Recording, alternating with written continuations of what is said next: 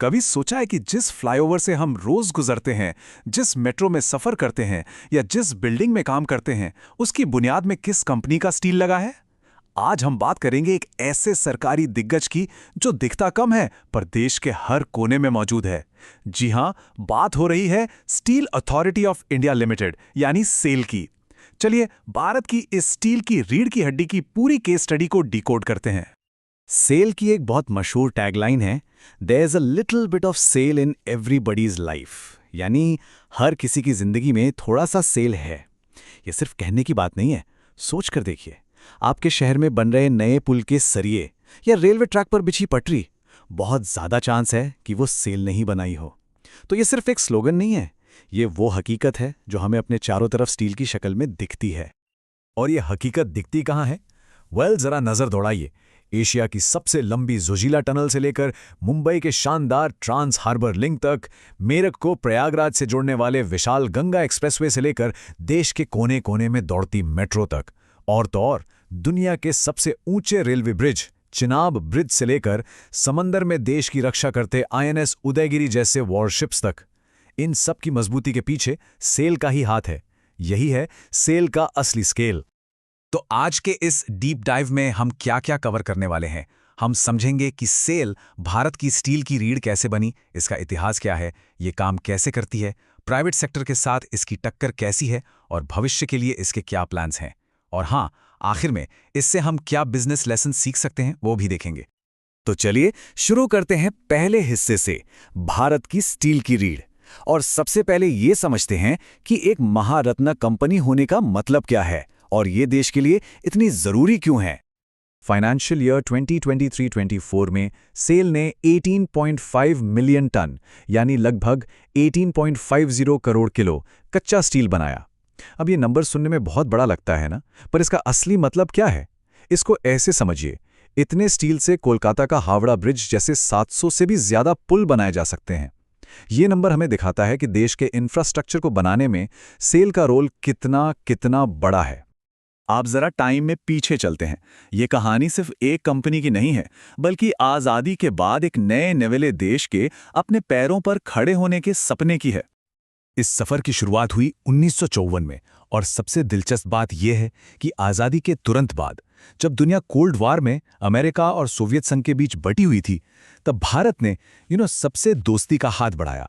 Rourkela plant के लिए Germany से मदद ली, भिलाई के लिए सोवियत यूनियन से और दुर्गापुर के लिए ब्रिटेन से। 1973 में इन सबको एक छत के नीचे लाया गया और नाम पड़ा सेल। और फिर 2010 में मिला महारत्न का दर्जा। इसका सीधा मतलब था कि अब कंपनी 5,000 करोड़ तक के इन्वेस्टमेंट के फैसले सरकार से पूछे बिना खुद ले सकती थी। ये एक जबरदस्त फाइनेंशियल आजादी थी।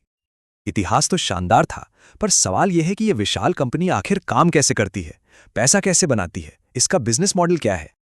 सेल की सबसे बड़ी ताकत है एक फैंसी सा शब्द, वर्टिकल इंटीग्रेशन। आसान भाषा में ये एक ऐसे पिज्जा शॉप की तरह है जो अपना गेहूं और टमाटर भी खुद ही उगाता है। तो जब मार्केट में कच्चे लोहे यानी आयरन ओर के दाम आसमान छू रहे होते हैं, तब भी सेल को ज्यादा टेंशन नहीं होती। क्यों? क्योंकि कच्चा माल तो उसके अपने घर का है, और ये चीज उसे टाटा स्टील जैसे कॉम्पिटिटर्स के मुकाबले एक बहुत बड़ा कॉस्ट एडवांटेज देती है। तो चलिए इस प्रोसेस को स्टेप बाय स्टेप समझते हैं कि खदान से निकला पत्थर स्टील बनकर हम तक पहुंचता कैसे है। सबसे पहले अपनी 15 खदानों से सेल अपनी जरूरत का 100% आयरन और निकालता है। फिर उसे जाइगेंटिस्क भट्टियों में पिघलाकर हॉट मेटल बनाया जाता है। इसके बाद शुरू होता है असली मैजिक, जिसमें इसे रिफाइन करके स्टील बनाते हैं और फिर रोलिंग मिल्स में उसे रेल, प्लेट्स या शीट्स का आकार दिया जाता है। और आखिर में 3,000 से ज्यादा डीलरों के नेटवर्क के जरिए ये पूरे देश में फैल जाता है। अब मिलिए इस मशीन के असली हीरो से, भिलाई स्टील प्लांट, जो एक ही पीस में 260 मीटर लंबी यानी करीब करीब 2 फुटबॉल फील्ड जितनी लंबी रेल पटरी बना सकता है। फिर है बोकारो स्टील प्लांट, जो देश का पहला स्वदेशी प्लांट था, मतलब ये पूरी तरह से भारतीय इंजीनियर्स और टेक्नोलॉजी से बना था। और राउरकेला, जो हमारे टैंक और वॉरशिप्स के लिए स्पेशल ग्रेड का स्टील बनाता है। ये सिर्फ फैक्ट्रियां नहीं है, ये भारत के इंडस्ट्रियल पावर के मॉन्यूमेंट्स हैं। अब बात करते हैं मुकाबले की। तो स्टील के इस अखाड़े में ये सरकारी महारथी प्राइवेट सेक्टर के फुर्तीले प्लेयर्स के सामने कहां खड़ा होता है? इस स्लाइड पर एक नजर डालिए। यहाँ आपको साफ दिखेगा कि रेवेन्यू में तो टाटा स्टील सेल से लगभग 2 गुना आगे है, लेकिन नेट प्रॉफिट में गैप उतना बड़ा नहीं है। अब सवाल है, ऐसा क्यों?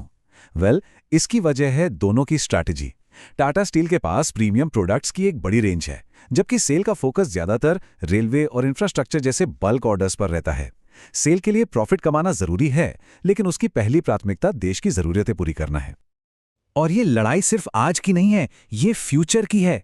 जैसा कि आप इस चार्ट में देख सकते हैं, 2030 तक सभी बड़े प्लेयर्स अपनी कैपेसिटी जबरदस्त तरीके से बढ़ा रहे हैं। क्यों? क्योंकि हर कोई जानता है कि आने वाला दशक भारत के इंफ्रास्ट्रक्चर का है, और इस रेस में वही जीतेगा जिसके पास सबसे ज्यादा प्रोडक्शन कैपेसिटी होगी। तो यहां पर दोनों की सोच का फर्क साफ हो जाता है। एक तरफ है टाटा और JSW, जिनका फोकस है ग्लोबल मार्केट, चमचमाती गाड़ियों और फ्रिज के लिए स्पेशल स्टील बनाना, और दूसरी तरफ है सेल, जिसका दिल आज भी देश की बुनियाद बनाने में लगा है, यानी रेलवे की पटरियों और सरकारी प्रोजेक्ट्स में। एक का फोकस है हाई मार्जिन प्रीमियम प्रोडक्ट्स पर, तो दूसरे का फोकस है high volume nation building products पर।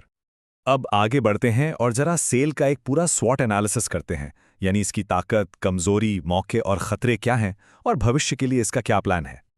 सेल की सबसे बड़ी ताकत हम पहले भी बात कर चुके हैं, उसकी अपनी खदानें। जब इंटरनेशनल मार्केट में कच्चे लोहे के दाम बढ़ते हैं तो JSW स्टील जैसे कॉम्पिटिटर्स का प्रोडक्शन कॉस्ट बढ़ जाता है, लेकिन सेल पर इसका सीधा असर नहीं होता। ये एक ऐसा सुरक्षा कवच है जो उसे मार्केट के उतार चढ़ाव से बचाता है। लेकिन हर सिक्के का दूसरा पहलू भी होता है।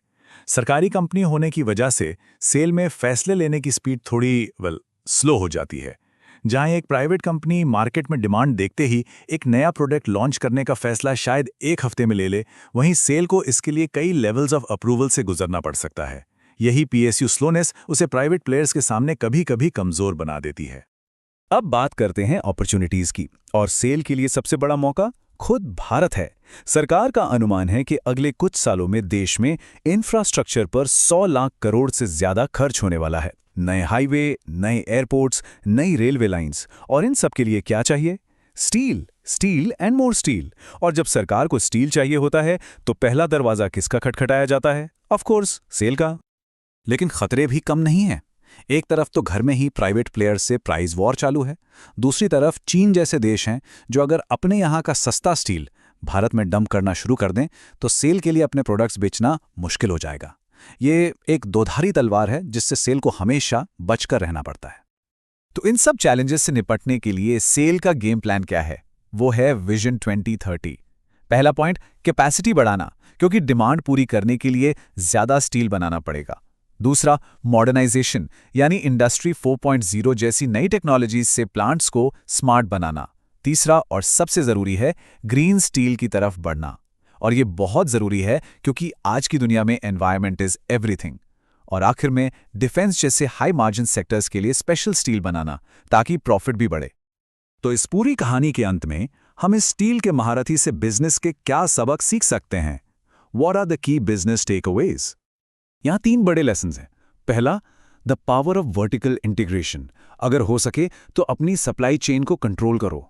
दूसरा, सिर्फ पैसे के लिए काम मत करो, एक बड़ा पर्पस रखो, सेल का मकसद देश बनाना है। और तीसरा, चाहे आप कितने भी बड़े क्यों ना हो, अगर वक्त के साथ नहीं बदले तो मार्केट आपको बदल देगा, बिल्कुल नोकिया की तरह। और आखिर में मैं आपको इसी सवाल के साथ छोड़ना चाहूंगा, क्या ये सरकारी दिग्गज, ये गवर्नमेंट बैक्ड जायंट इतनी तेजी से खुद को बदल पाएगा कि वो एक ज्यादा हरे भरे और कंपैरेटिव फ्यूचर के लिए तैयार हो सके? इसका जवाब ही तय करेगा कि आने वाले कल में सेल भारत की बुनियाद बनेगा या सिर्फ इतिहास का एक पन्ना बनकर रह जाएगा।